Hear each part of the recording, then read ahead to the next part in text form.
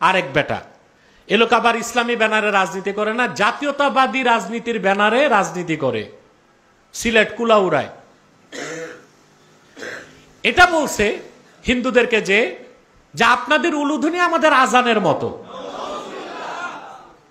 আচ্ছা, এই কথাটা বলার পরে ওই এমপির ইমান আছে? তা আমাদের দেশে কিছু ফটকা মৌলবি আছে, বলে আব্বাসী সাহেব কথায় কথায় কাফের বলে। বেটা, তোর দেশের মানুষ তো কথায় কথায় কুফুরি করে, সেজন্য তো কথায় কথায় কাফের বলতে হয়। তুরস্কে যারা ইসলামী রাজনীতি করে, তুরস্কে কি গির্জা নাই? বড়দিনে কি ইসলামী রাজনীতি যারা করে গির্জায় ঢুকে? কথা বলে না। প্রচুর ইহুদি আছে তুরস্কে, সিনাগগ আছে। ওদের উৎসবে কি ওই এরদোগান বা ইসলামী রাজনৈতিক দলের লোকেরা ওখানে যায়? ভারতে প্রায় 30 কোটি মুসলমান আছে, কয়জন হিন্দু নেতা ঈদগায় যায়? কথা বলেন। তো তোমাদের এত পিরিত জাগছে কেন হিন্দুদের জন্য ক্ষমতায় যেতে? বাংলাদেশের মুসলমান গাদ্দারকে কখনো প্রশ্রয় দেয় না। বেশি গাদ্দারি করবা, বাংলাদেশের মুসলমান কিন্তু খেপে যাবে। মোদির ধুতি ঢিলা হবে আর তোমাদের মাথা ঢিলা হয়ে যাবে। এই ভারত তোষণ করে হিন্দুদের সাথে পীড়িত করে ক্ষমতায় যেতে দেওয়া হবে না। ইসলামের উপর থাকতে হবে। হিন্দু বৌদ্ধ খ্রিস্টান তারা তাদের মতো ধর্ম পালন করবে, তাদের নিরাপত্তার ব্যবস্থা করবে রাষ্ট্র, তাদের জন্য সরকার বরাদ্দ দেয়। সেখানে তো মুসলমানের যাওয়ার কোনো দরকার নাই। কোনো হিন্দু বৌদ্ধ খ্রিস্টান কোনো মুসলিমকে দাওয়াত করলে, বিয়ের দাওয়াত, অনুষ্ঠানের দাওয়াত, সেখানে মুসলমান যেতে পারে তাকওয়ার খেলাফ, যদি শর্ত হচ্ছে হালাল খানা দেয়। বুঝলেন? কিন্তু একটা হচ্ছে শেয়ারে কওম আর একটা হচ্ছে শেয়ারে মিল্লাত। বিধর্মী বিজাতিদের জাতিগত সাংস্কৃতিক কাজ যদি শিরক কুফর না হয়, ওইটাতে যাওয়া যায়। জাতিগত শেয়ারে কওম, যেমন পহেলা বৈশাখ, এটা হচ্ছে শেয়ারে কওম, বাঙালি জাতির সংস্কৃতি। আপনি যদি শেরকি পদ্ধতি বাদ দিয়া পালন করতে পারেন, পহেলা বৈশাখ আপনি সংস্কৃতি হিসেবে পালন করতে পারেন। ইলিশ মাছ রান্না করবেন, পিঠা চিরা মুড়ি এগুলো প্রস্তুত করবেন, দাওয়াত পানি করবেন, এতে সমস্যা নেই। এটা হচ্ছে বাঙালির সংস্কৃতি। বুঝলেন? সেটাও আবার আপনি হিন্দুদের তরিকা করতে পারবেন না। হাতে রাখি বন্ধন, মাথায় তিলক, তারপরে ওই আপনার মঙ্গল শোভাযাত্রা বের করে করবেন, ওইটা আবার শিরক হবে। ওটা কি হবে? শিরক বা কুফর থেকে মুক্ত থেকে কোন কওমের শেয়ার যদি সাংস্কৃতিক কারণে পালন করার প্রয়োজন হয়, সেটা ভিন্ন বিষয়।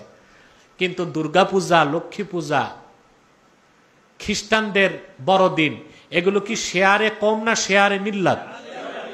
এটা কি জাতিগত সংস্কৃতি না ধর্মীয় পর্ব? তো এখানে মুসলমান কেমন করে যায় বলেন? এখানে মুসলমান যেতে পারে? বক্তাগুলো মুনাফেক হয়ে গেছে, অধিকাংশ বক্তা দল টিকাবার জন্য এখন ব্যাখ্যা বিশ্লেষণ শুরু করে দিছে। বেটা, ব্যাখ্যা কোনোটাই চলবে না, উদ্দেশ্য কি ওইটা পরে, তুমি কি করতেছো এটাই দেখার বিষয়। বুঝলেন? ওই আপনি কোথাও গেছেন, নামাজ পড়বেন, নামাজের সময় চলে যাচ্ছে, ওযুর পানি নাই, এক বোতল মদ আছে, মদ দিয়ে ওযু করে নামাজ পড়লে হবে? আপনি বললেন আমার উদ্দেশ্য তো মহৎ, আমি তো আর খাইলাম না, মদ দিয়া না ওযু করলাম, হবে? তে পূজায় দৌড়ায়া, বড়দিনে খ্রিস্টানদের আস্তানায় দৌড়ায়া, পশ্চিমাদেরকে সেজদা করে, তাদের আদর্শ গ্রহণ করে কখনোই এইসব ভণ্ড প্রতারক মুনাফেক রাজনীতিবিদদের মাধ্যমে এদেশে ইসলামী হুকুমত কায়েম হতে পারে না। এটা ভালো করে আপনাদের মনে রাখতে হবে। তাদের ভুলগুলো থেকে ফিরে আসতে হবে, তাদের সংশোধন হতে হবে। যখন মৌলবীরা এগুলো শুরু করছে, পূজায় যাওয়া, মন্দিরে যাওয়া, তো অন্যান্য রাজনৈতিক দল যেগুলো আছে ওগুলো তো ইমানই হারায় ফেলছে। কথা বলেন, ইমানই হারায় ফেলছে। এদের কথা, আরে মৌলবী সাহেব এ লম্বা লম্বা দাড়ি পাগড়ি মাথায় দিয়া এই পূজা মণ্ডপে দৌড়াচ্ছে, প্রসাদ খায়, লাড্ডু খায়, খ্রিস্টানদের বড়দিনে যাচ্ছে, মেয়েদের উলঙ্গ নাচ দেখতেছে। তা আমরা আর কি, আমরা তো জেনারেল মানুষ। তো ওই জাতীয়তাবাদী দলের একজন যে বলে দিছে আমাদের আজান আপনাদের উলুধ্বনির মতো, ওই লোকটার ইমান নষ্ট হয়েছে না? কদ ইত্তাফাকাল ফুকাহাউ আলা কুফরি মান ইস্তাখাফফা বিল আহকামিশ শারঈয়্যাহ। চার মাযহাব, হানাফি, শাফি, মালিকি, হাম্বলি, চার মাযহাবের সকল ফকি একমত, শরীয়তে ইসলামিয়ার কোন বিধান, কোন আমলকে কেউ যদি কথায় বা কাজে খাটো করে তার কুফর হবে, সে ইসলাম থেকে বেরিয়ে যাবে। এখন হিন্দুদের উলুধ্বনির সাথে আজানের মতো মহৎ কাজকে তুলনা করে ওই লোকটার কুফর হইছে না? যে চুরি করে সে কি? যে ডাকাতি করে, যে কুফুরি করে, আপনারাও বললেন ওই লোকটার তো ঈমান নষ্ট হয়ে গেছে। এটার দায় তো মৌলবীদের নিতে হবে। লাড্ডু খাইতে গেছে এরা, ভারতকে খুশি করতে গেছে, হিন্দুদের ভোট আদায় করতে গেছে, আর ওই বেটা দিন বুঝে না, সে তার ঈমানটাই নষ্ট করে ফেলছে। উলুধ্বনি কোত্থেকে আসছে? উলু, রস্যু দিয়া হিন্দুরা বুঝায় রাধা, আর লু দিয়া বুঝায় রামকৃষ্ণ। এই উলুধ্বনি দেয় তারা, তাদের বিশ্বাসী উলুধ্বনি দিলে রামকৃষ্ণ আর রাধা এসে কল্যাণ দিয়ে যাবে। কিসের রাধা, কিসের রামকৃষ্ণ? এ সব তো শায়াতিন, অস্তিত্বহীন, মিথ্যা, ভিত্তিহীন, কাল্পনিক এবং শিরক। এই বিশ্বাসটা হিন্দুদের শিরকি বিশ্বাস। সে একটি জঘন্যতম শিরককে আজানের সাথে তুলনা করে তার ঈমান তো নষ্ট করে ফেলছে। এক বক্তাগুলো কি বলবে? এগুলোর মুখে মূলা ভরে বসে আছে। ভালো আলেম দেশে নাই তা না, বহুত আল্লাহওয়ালা বুজুর্গ আলেম আছে, বহুত আল্লাহওয়ালা বুজুর্গ মুহাদ্দিস মুফাসসির দেশে আছে, নইলে দেশ থাকে কেমনে? কিন্তু যেগুলো একটু মিডিয়াতে চলে আসে অধিকাংশই ধান্দাবাজ, বাটপার, প্রতারক, টাউটার হয়ে যায়। 16 বছর এদের ফতুয়া ছিল একরকম, এখন ফতুয়া ঘুরে গেছে, এখন ফতুয়া ঘুরে গেছে। এই টাউটারি করো তো জনগণের আস্থা কেমনে পাবা তোমরা? এখন তো এত সম্মান ইজ্জত করে, যখন জনগণ দেখবে মুনাফিক এগুলোর আগে এক ফতুয়া ছিল, এখন আরেক ফতুয়া।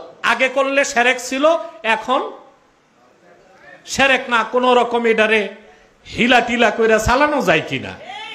এই টাউটারি করলে জনগণের ট্রাস্ট হারায় ফেলবা তোমরা, জনগণের আস্থা হারায় ফেললে তখন আর দাওয়াত পানি পাবা না। তাই বলে আল্লাহ দ্বীনের কোনো সমস্যা হবে না। হাজার হাজার হক্কানি আলেম, মুহাদ্দিস, মুফাসসির, আল্লাহওয়ালা বুজুর্গ মানুষ মাদ্রাসায়, খানকায়, মসজিদে, ময়দানে খ্যাতমত করে যাচ্ছে।